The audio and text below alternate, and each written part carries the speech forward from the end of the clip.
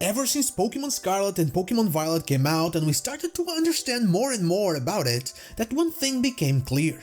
Whatever Tera energy is, it doesn't seem to want to stay inside the Great Crater of Paldea. We can see this not only when we enter Area 0 at the end, with the crystals consuming everything from buildings to trees, but also way before that with how many Pokémon outside are also terastalizing in the wild, either by themselves or in Tera dens. So hey, I'm not so a trainer, and how far will it go? Let's get into it. This whole video started from one comment made on one of my most recent videos about how Clefairy might explain a bit more of what's going on in not only Scarlet and Violet, but also many other games in the past. The comment left by Beta talked about the possibility of the kitakami crystals found in the crystal pool being the same that the mask maker brought from another place, likely Paldea, and they eventually spread as well. And in Kitakami, we do have Tera raids everywhere despite it being quite far away from the main source, the Great Crater of Paldea. This is something that is unable to be explained even by Briar, as she is unaware of how they got there as well. Still, in the last week or so, a lot of discoveries have been made that show us that two completely different powers might be in play here.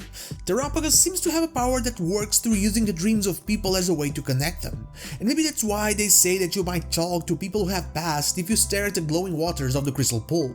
And then we have the pitch thingy, which I'm using this fantastic paint drawing I made to illustrate it, who seems to have the power to grant wishes or at least make deals.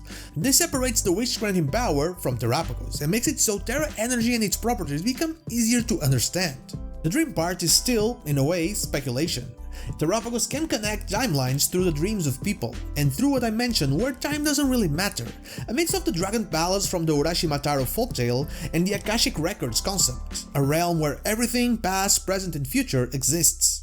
What we do know for a fact is what the AI professor tells us. The crystals here in Area 0 possess a peculiar energy. This energy can alter the functions of living things and optimize the performance of machinery. We've seen it altering the functions of living things every time we interacted with the terastalized Pokémon, and even saw it consuming living things in the environment of Area 0. Then, we saw it optimizing machinery not only in the supposed time machine but also in the AI professor itself, unable to leave the crater as its very existence is connected to it. But how far can it go? We've seen how it spreads through Paldea, and how it also seems to be spreading through Kitakami. And if these crystals are parts of Terapagos or connected to it, what is Terapagos looking for? Can it even control them? If Terapagos is something that connects dreams, could it be that the crystals themselves are trying to do exactly that? We do know that Pokémon dream as much as humans do, considering the dream world, and that might be why it affects Pokémon. But if humans do dream, how long until the Tera crystals can also affect a human? And have they done it already? We've just seen how the pitch thing can affect them, with Yeran clearly being under its control by the end of the Teal Mask. You can even see that the good part of him has left and his eyes don't have the same glow. So what if Terapagos can do the same, but not in a really evil way? We will 100% explore more of Area 0 in the DLC, places we didn't even know were part of it, one of them surely hiding Terapagos. Could one of them hide more than just that?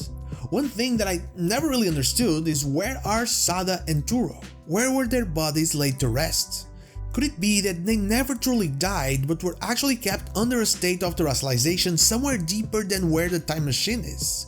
With Terapagos able to continue to keep their dreams alive by keeping the Paradox Pokémon a reality inside of Area 0 through the AI. And in order to reach every human and Pokémon to connect everyone, Terapagos continues to reach out with the Tera crystals as if it was some kind of virus, maybe like an alien virus like the Oxys, until the moment we are able to catch it, and only then will the Tera crystals truly be stabilized. Until then though, could it eventually affect people, if it hasn't already, in a way that makes them not what they are, but something else completely, or simply put them in a state of an internal dream?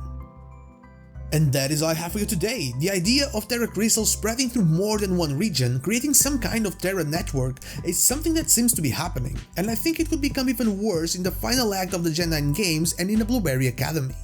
But what about you? Do you think the Tera phenomenon could affect people? Let me know in the comments down below. And now, like the video if you like it, dislike if you don't, and don't forget to subscribe to the channel for more Pokemon content. Also ring the bell so you know when the next video is out. You can follow me on social media and Twitch, I stream there Wednesday to Sunday, not Saturday, or join our Discord. All the links are in the description. Thank you so much for watching, and I'll see you all on the next one.